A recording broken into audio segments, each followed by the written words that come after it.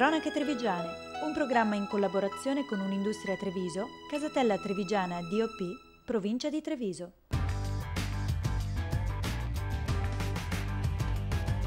Z Group, Communication by Image. Ben ritrovati, sta per iniziare una nuova puntata di Cronache Trevigiane, qui dal 44esimo Vinitaly, e tra le tante novità che vi abbiamo raccontato oggi vi parliamo di un consorzio neonato, il consorzio di tutela Prosecco Doc, che oggi ha fatto la prima uscita ufficiale. Con noi c'è il presidente Fulvio Brunetta che ci racconta un po' le novità di questo neonato consorzio che ha allargato, la produzione del Prosecco Doc, tutelandolo al massimo a un'area produttiva specifica.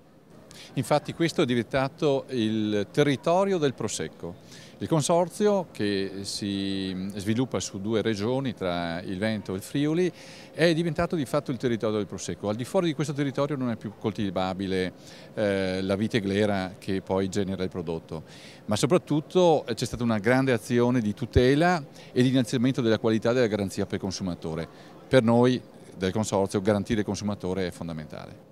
Ecco, una zona produttiva che va ricordato, non è nata adesso, non è nata ieri, ci sono zone vocate da più di 300, 400, 500 anni, anche se tutti quando pensiamo al Prosecco continuiamo a pensarlo nelle colline del Trevigiano. Assolutamente sì.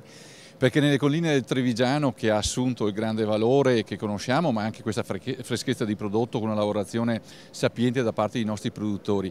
Però ovviamente il percorso storico è estremamente lungo, parte da Trieste, dal Prosecco appunto, che è la nostra origine del nome, per arrivare poi nella Treviso vinicola per dare il massimo per quel che riguarda il proprio appeal di mercato. Ecco, oggi è stata l'occasione per presentare il logo, il nuovissimo logo, io ce l'ho qui, lo spieghiamo un attimo, cosa vi ha ispirato? Sostanzialmente ci sono i bicchieri d'oro, ovviamente il colore del nostro Prosecco, delle 9 province rappresentate, con le evoluzioni di quello che è la freschezza del prodotto, il piacere del stare assieme e quant'altro, e attorno ovviamente una corona di bollicine che sta a indicare proprio questa caratteristica ovviamente delle bollicine del Prosecco. Grazie Presidente, è stato chiarissimo. Noi continueremo a seguire i primi passi di questo consorzio del Prosecco Doc, un prodotto che noi già conosciamo ma che avrà un volto completamente nuovo.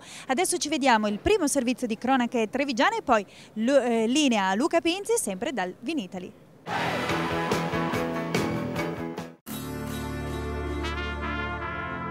Si è tenuta a Verona la serata di gala del premio Fuoriclasse, ideato da Roberto Castagnier per omaggiare i migliori talenti italiani, riconoscendone e valorizzandone le peculiarità che li rendono personaggi di riferimento. Dopo l'edizione 2009 che ha visto premiata l'attrice Virna Lisi, quest'anno, visto il particolare momento economico, la giuria del premio ha pensato di scegliere un fuoriclasse tra gli imprenditori ed il premio 2010 è andato ad Alberto Bauli, come ci spiega Roberto Castagnier, patron del premio. Alberto Bauli è stato largamente il più votato, quindi siamo contenti perché abbiamo premiato non solo una grande persona umana ma anche un grande imprenditore. Sentiamo dunque Alberto Bauli, l'imprenditore più apprezzato dagli amanti dell'arte dolciaria veneta. Sono molto contento e molto accontento alla nostra azienda perché questo premio è un premio che è importante, che ci viene dato in virtù di un percorso che l'azienda ha fatto, anche devo dire di uno stile con il quale siamo riusciti a portare avanti il nostro lavoro, e non ultimo anche perché noi rappresentiamo un po' un dolce simbolo di questa città. La serata dedicata alla 4ª edizione del premio Fuoriclasse è stata ospitata presso la trattoria Tre Corone di Giovanni Rana. Io sono onorato a ospitare il Fuoriclasse qua a Verona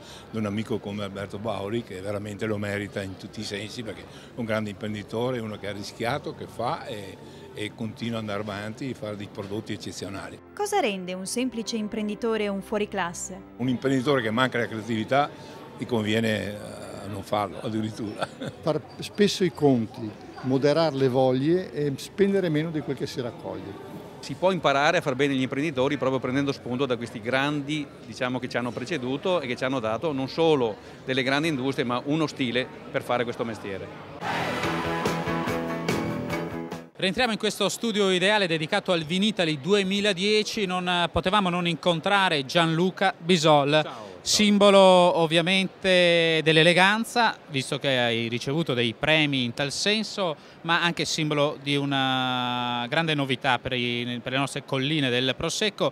In questo Vinitaly si è sancita la nascita della DOCG, penso sia una soddisfazione. Beh, sicuramente è una grande soddisfazione, una svolta per il Prosecco che finalmente è sdoganato, esce dal mare magnum dei vitigni così, diciamo, padroni del mondo, e quindi invece in questo caso diventa un vitigno di un territorio ben specifico e trova la sua eccellenza nella zona di Valdobbiadene, di Conegliano, con la DOCG, e la sua super eccellenza con il Cartizze, che è la punta di diamante di questa zona. Gianluca Bisol, parlando di famiglia Bisol, però non dobbiamo solo guardare alle colline di Valdobbiadene, ma possiamo spostarci nel capoluogo veneziano, Venezia, in un'isola. L'8 maggio succederà qualcosa di straordinario, ce ne vuoi parlare? A Venezia siamo arrivati non per il Prosecco, ma per recuperare un antico vitigno veneziano, la Dorona, un vitigno storico, autoctono, veneziano del 1400. L'abbiamo ripiantato in quest'isola. Sono stati anni di studi. 8 anni di studi. Abbiamo dimostrato che questo vitigno ha delle peculiarità e dei caratteri di unicità che lo renderanno uno dei vini bianchi più interessanti al mondo, un vino bianco fermo. Questo è il nostro obiettivo. Ci stiamo lavorando con mio fratello Desiderio Bisol e con il winemaker Roberto Cipresso, quindi sarà un risultato eclatante. Ma lì, in questa vigna, in quest'isola, in mezzo alla laguna di Venezia, chiusa da un muro antico del 1300, non solo la viticoltura storica veneziana, ma anche gli orti, il frutteto e la peschiera. E su tutto questo si affaccia un ristorante che abbiamo appena aperto e che l'8 maggio vedrà la sua apertura ufficiale, che si chiama Venissa, come il vino che verrà prodotto da questa vigna. Venissa è un ristorante di alta cucina che interpreta gli ingredienti di Venezia e del suo entroterra. La chef, una grande chef, Paola Budel, stellata, ex chef del Principe di Savoia di Milano, bellunese, e quindi la garanzia di portare un Veneto a tutto tondo ai massimi livelli qualitativi. Grazie a Gianluca Bisol per questa testimonianza. Ci fermiamo qui e cediamo la linea a un servizio di cronache trevigiane, o vediamo in scaletta anche Gloria Tessarolo ancora con Tanto Vinitaly. A tra poco.